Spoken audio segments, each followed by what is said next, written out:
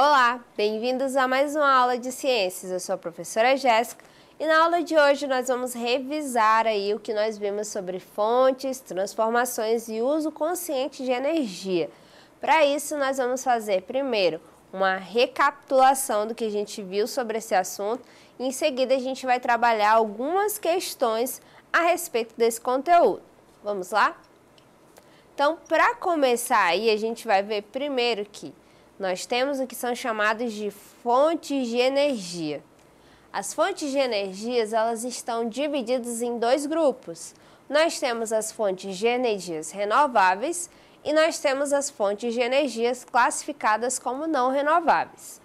Dentro das fontes de energias renováveis, quem nós podemos citar? Nós podemos citar a energia eólica, solar, geotérmica, ondomotriz, maremotriz, hidrelétrica e também biomassa. Já dentro de não renováveis, quem que a gente pode citar? Nós podemos citar os combustíveis fósseis, que no caso são carvão mineral, gás natural e também o petróleo. E também podemos citar a energia nuclear, obtida a partir do urânio. E aí o que seria isso de energias renováveis e não renováveis? Quando a gente fala de renováveis, são aquelas que elas podem ser usadas por muito tempo. Elas não vão se acabar.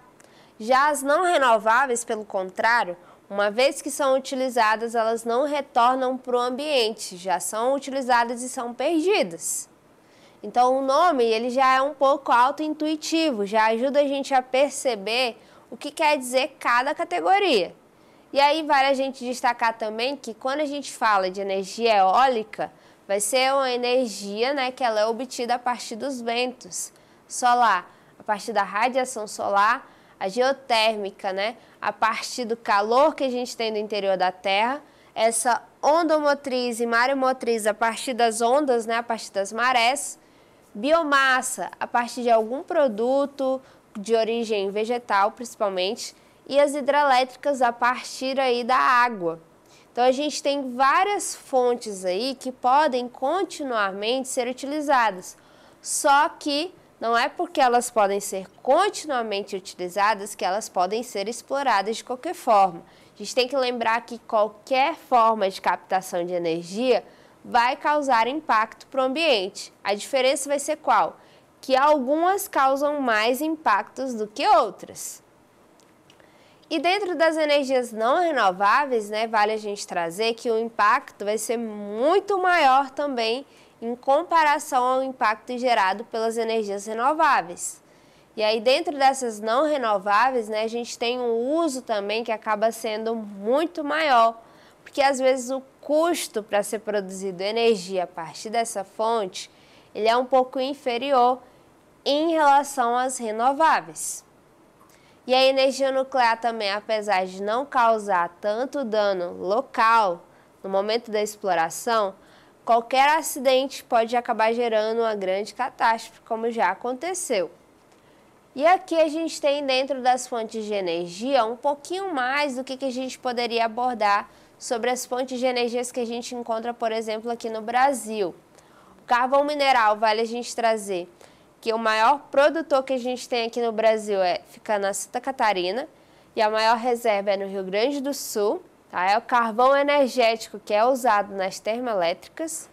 O gás natural, a gente tem aí várias reservas nacionais, em torno de 800 milhões de metros quadrados.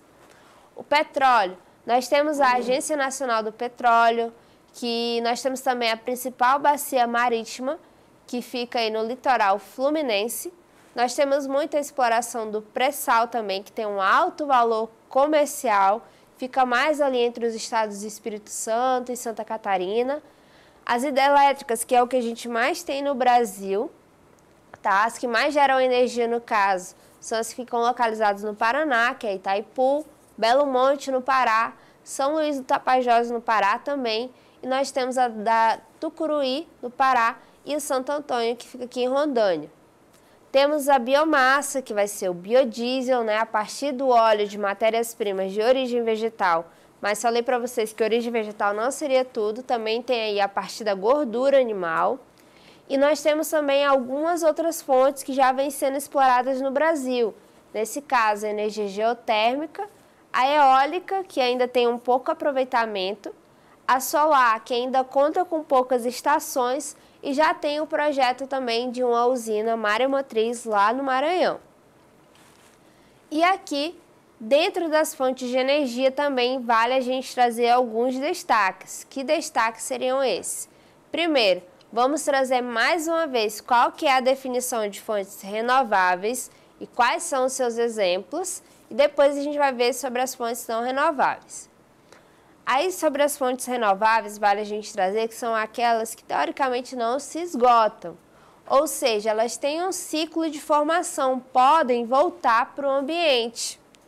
E essas fontes renováveis, elas causam menos impacto para o planeta.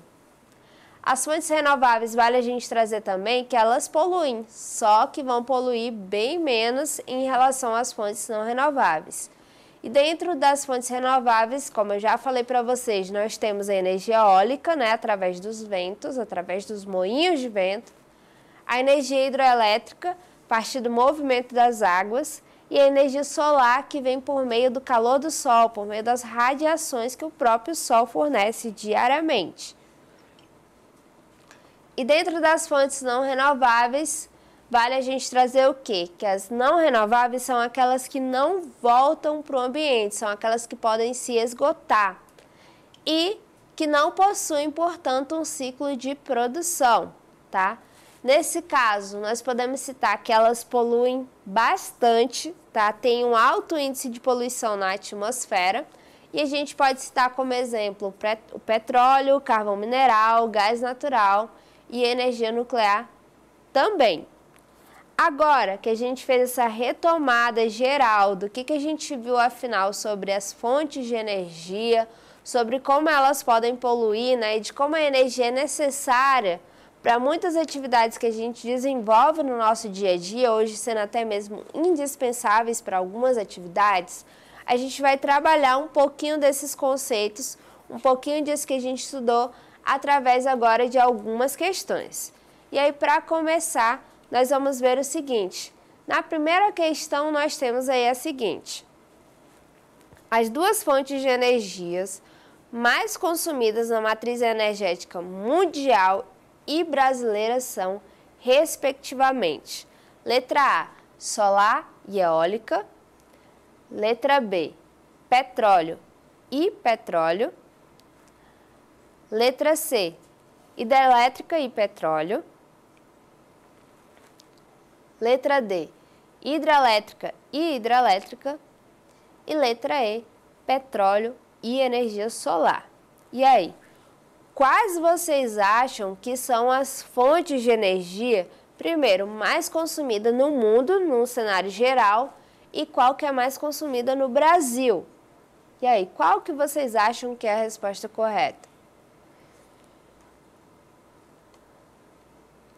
Nesse caso, gente, em ambos os cenários, o que ainda é mais utilizado, ainda é uma fonte, né, que ela é não renovável. No caso, o petróleo ainda é mais utilizado tanto no cenário mundial como no cenário nacional. E aí, continuando, uma outra questão que a gente tem vai ser a seguinte.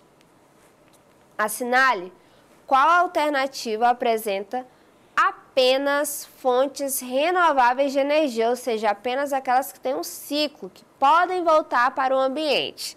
Na letra A, nós temos carvão mineral, solar, eólica e biomassa. Na letra B, nós vamos ter aí biomassa, solar, eólica e gás natural.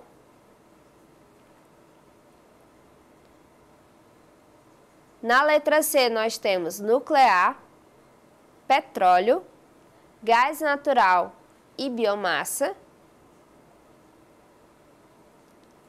Na letra D, eólica, solar, hidrelétrica e biomassa. E na letra E, solar, eólica, carvão natural e nuclear. E aí, pessoal, quais são apenas fontes renováveis de energia? Quais que podem causar menos impacto para o ambiente? Nesse caso, nós estamos falando da energia eólica, solar, hidrelétrica e também biomassa, ou seja, a partir dos ventos, a partir do sol, da energia do sol, a partir da água, também a partir de produtos de origem vegetal e gordura animal. Na questão 3, nós já temos o seguinte: a energia gerada pela força dos ventos é chamada de eólica. As usinas eólicas são comumente implantadas em áreas onde há uma elevada circulação atmosférica, que garante a continuidade dos ventos para a ativação das turbinas. Dentre as vantagens da energia eólica, pode-se citar: letra A elevada emissão de poluentes na atmosfera. Letra B, a impossibilidade de emprego nas regiões brasileiras. Letra C, a não utilização de tecnologias modernas. Letra D, o baixo impacto ambiental do seu funcionamento. Ou ainda, letra E, a dificuldade de instalação em áreas litorâneas. E aí, qual dessas alternativas vocês acham que é a correta? O que tem mais a ver com as vantagens da energia eólica? E aí, qual que tem mais a ver? Nesse caso, pessoal, nós estamos falando do baixo impacto do seu funcionamento. A gente vai ver que praticamente não vai trazer danos para o ambiente onde está sendo instalado. Na questão 4, nós já temos assim: as mudanças climáticas e o aquecimento global têm gerado uma grande preocupação na sociedade. É notório que estamos vivenciando um momento de mudanças das atividades atmosféricas, sendo que a ação humana é uma das causadoras dessas transformações. No caso do aquecimento global, qual fonte de energia é a mais indicada para sua contenção? Letra A, gás natural. Letra B, petróleo. Letra C, lenha. Letra D, carvão mineral. Ou letra E, solar. Qual, gente, que tem mais chances aí de reduzir o aquecimento global? Nesse caso, nós estamos falando mais uma vez da energia solar. E aí, na nossa quinta questão, nós temos o seguinte: em abril de 2014, foi anunciado o aumento da conta de luz de 118 municípios do Rio Grande do Sul, justificado, segundo a empresa fornecedora, pelo baixo nível dos reservatórios nas hidrelétricas. Por conta disso, foram acionadas as usinas térmicas. Sobre a produção de energia térmica, podemos afirmar que: letra A, seu custo é elevado porque, embora se tratando de uma energia renovável, é uma fonte escassa do planeta. Letra B, a utilização do gás natural para a produção de energia térmica apresenta a vantagem da combustão mais limpa se comparada ao uso do carvão mineral. Letra C, no Brasil, as principais fontes das usinas termoelétricas são fósseis: carvão, gás natural, biomassa, que provocam pouco impacto ambiental. E por último, na letra D, as termoelétricas utilizam fontes de energias consideradas sustentáveis e renováveis. E aí, qual dessas alternativas vocês acham que tem mais a ver com a produção de energia térmica? Nesse caso, pessoal, a alternativa correta vai ser a letra B. A utilização do gás natural para a produção da energia térmica seria aí mais vantajoso, seria mais limpo do que se a gente fosse ver o uso do carvão mineral. Então, essas foram as questões aí que a gente tinha para revisar o nosso conteúdo a respeito de energia. Vocês podem acessá-las mais vezes na plataforma Eduque. Até a próxima aula!